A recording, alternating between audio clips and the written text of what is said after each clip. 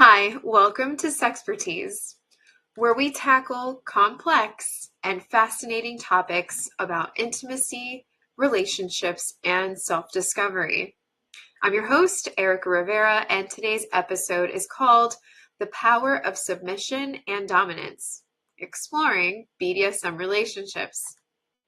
Now, BDSM is a topic that can be challenging to navigate, but it's also a pathway to deeper intimacy and trust.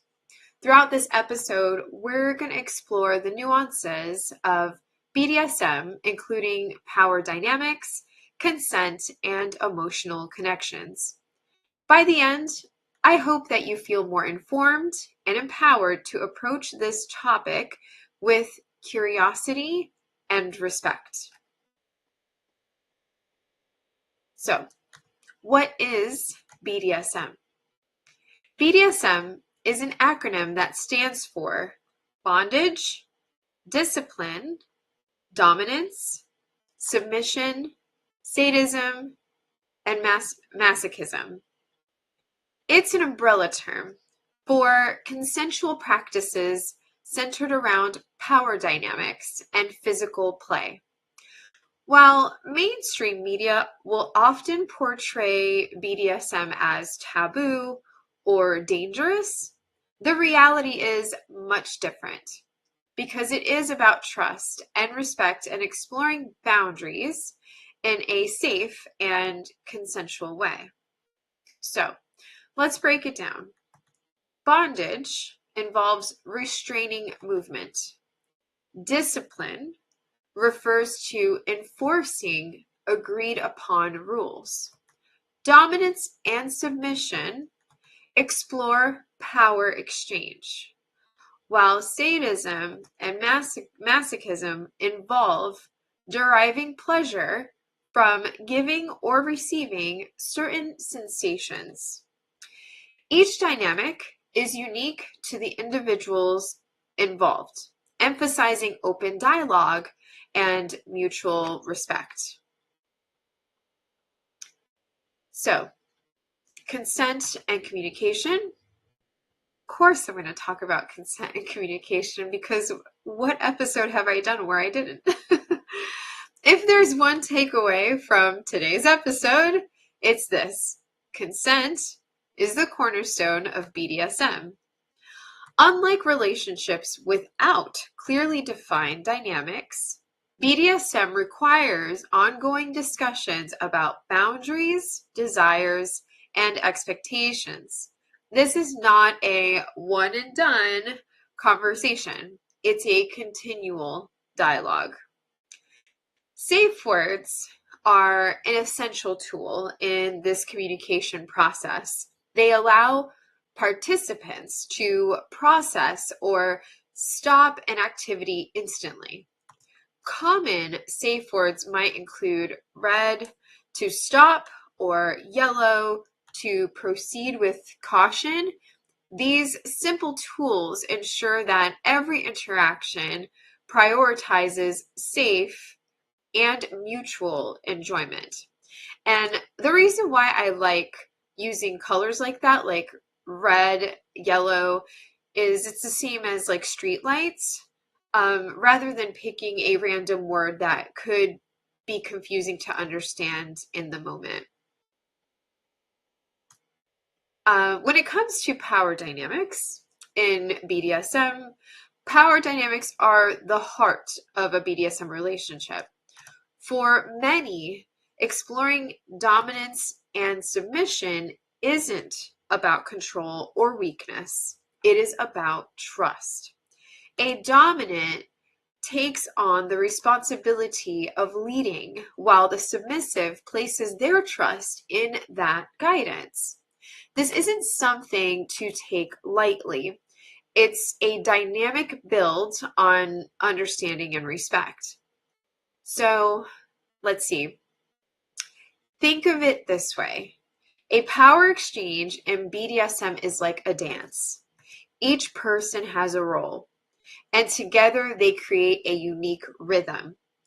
Both partners agree to their roles, creating a space where vulnerability can thrive.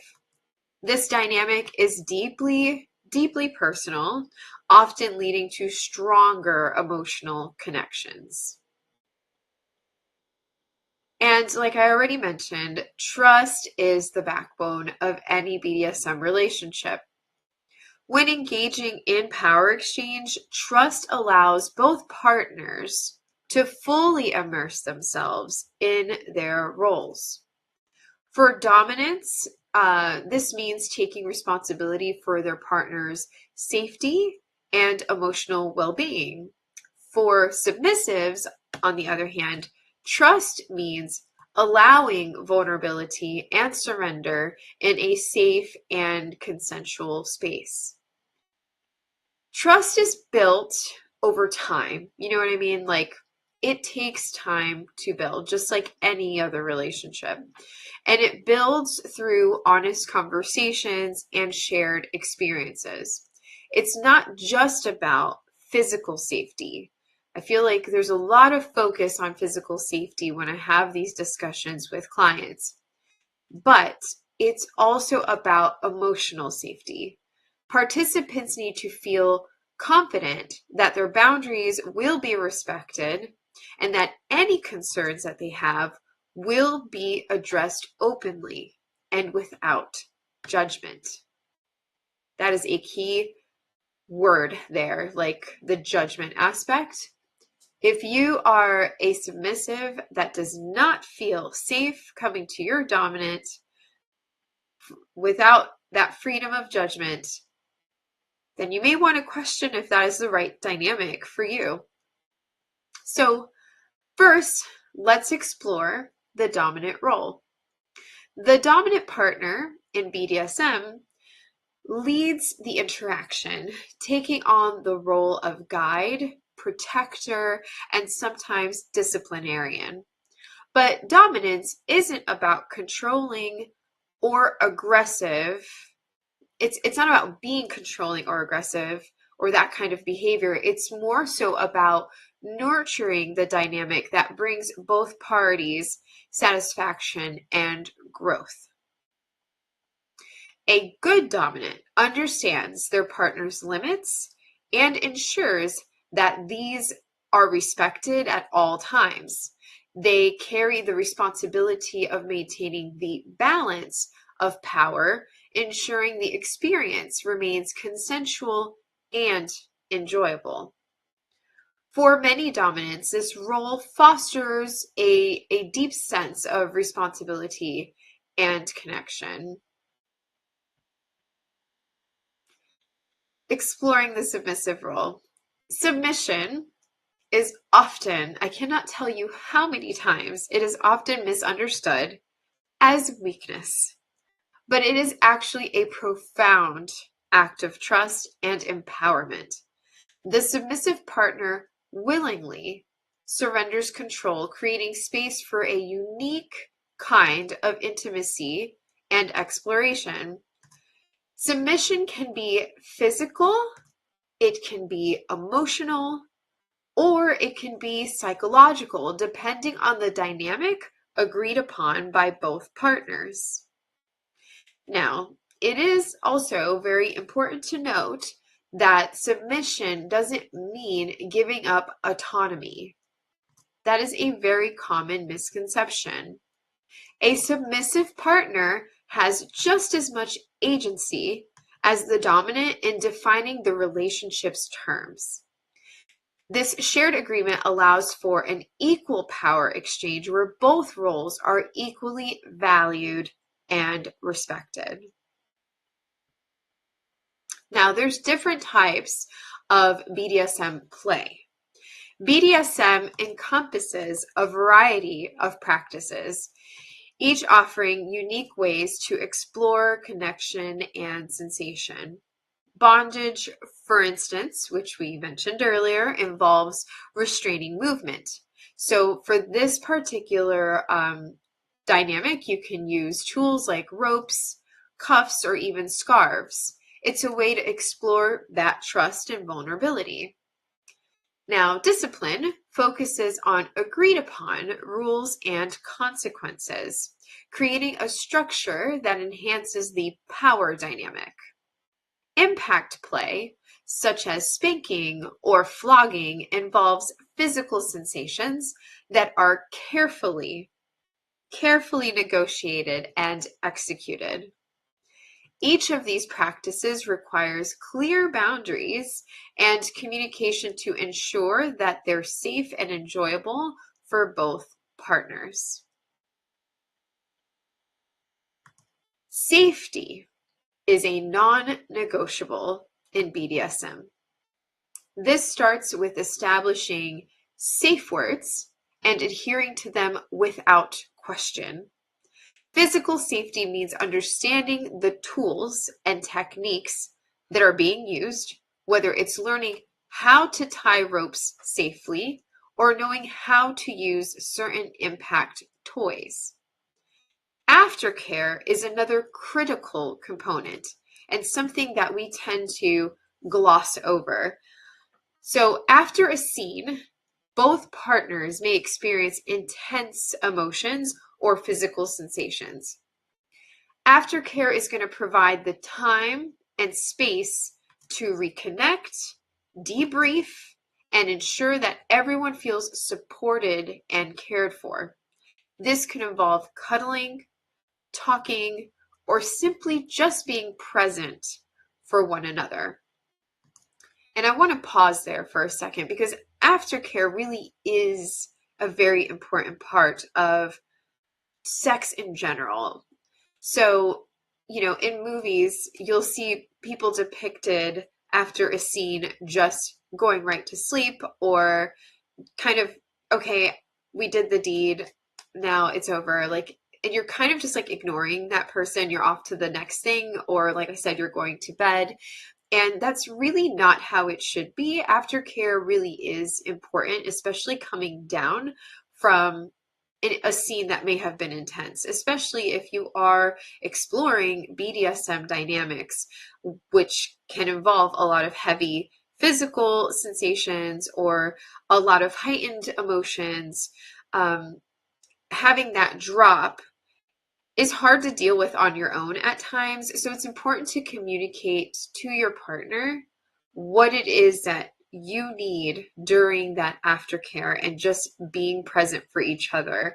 And it doesn't matter if you're the dominant or if you're the submissive, you're both going to have your own set of needs in order to have that moment to debrief and come down from that high, so to speak. Now, BDM in romantic relationships. It can coexist with everyday romantic relationships, which is going to add depth and variety. In a healthy BDSM relationship, communication about desires and boundaries will enhance trust and intimacy. Partners who engage in BDSM often report feeling closer and more connected as a result of their shared experiences. And I'm not saying that a vanilla relationship is not valid. It's not what I'm saying at all. But for those of you that may not know a lot about BDSM in romantic relationships, this is common where people report actually feeling closer with their partner because they explored these types of dynamics. However, it is important to balance the roles of dominance and submission with the roles you play in day-to-day life. This requires ongoing communication and clear distinction between BDSM activities and other aspects of the relationship.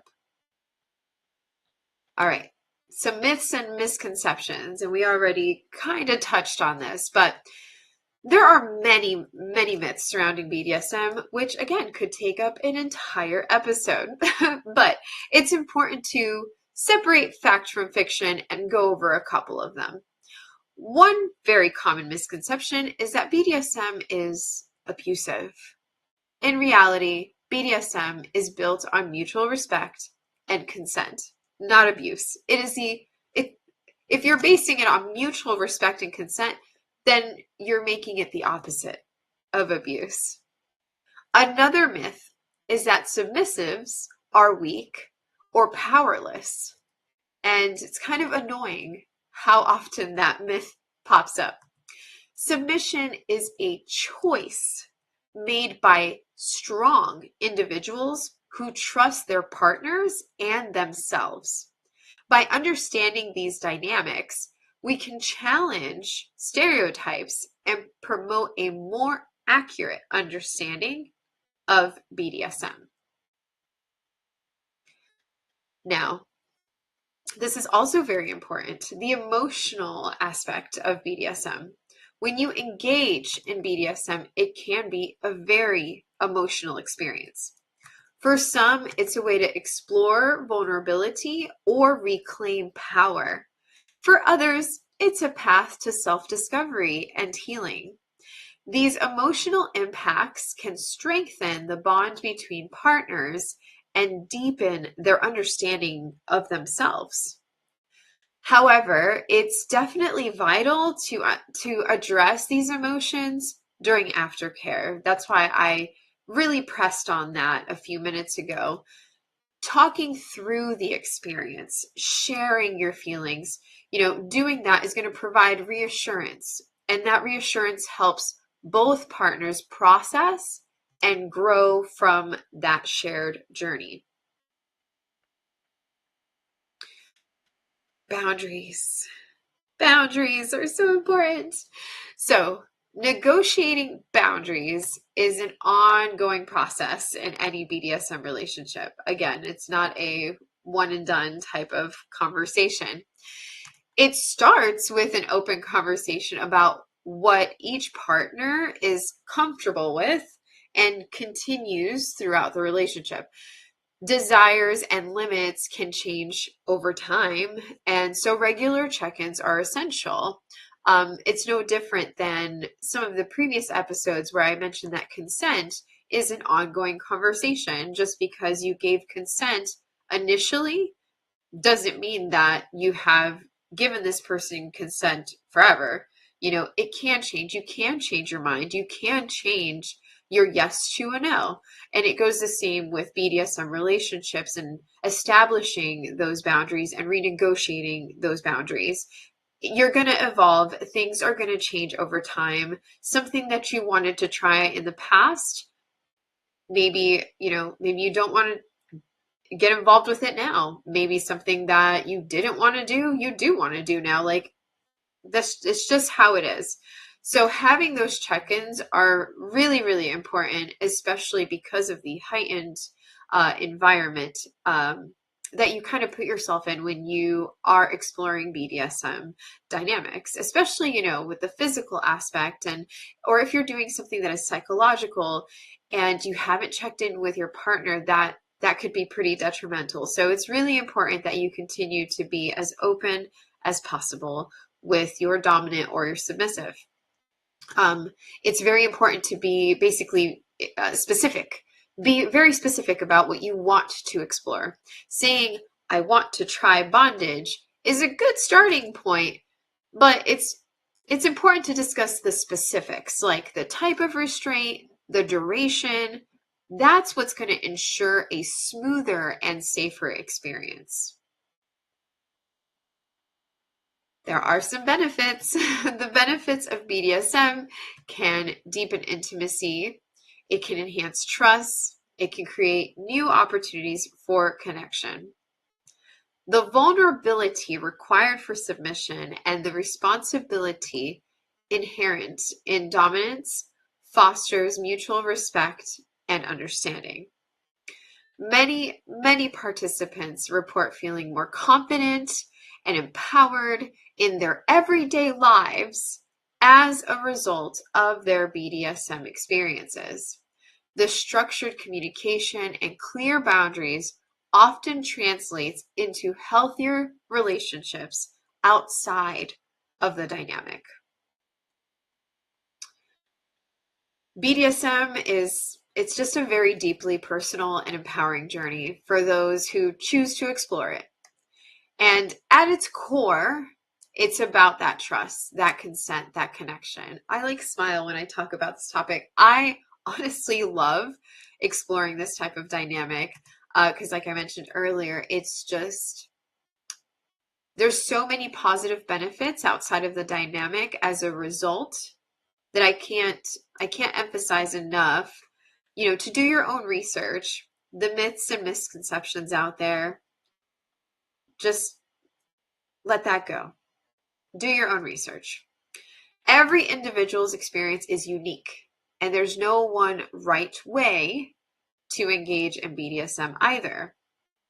Now, I just want to say thank you. So, thank you for joining me on this exploration of submission, dominance, and the beauty of power exchange.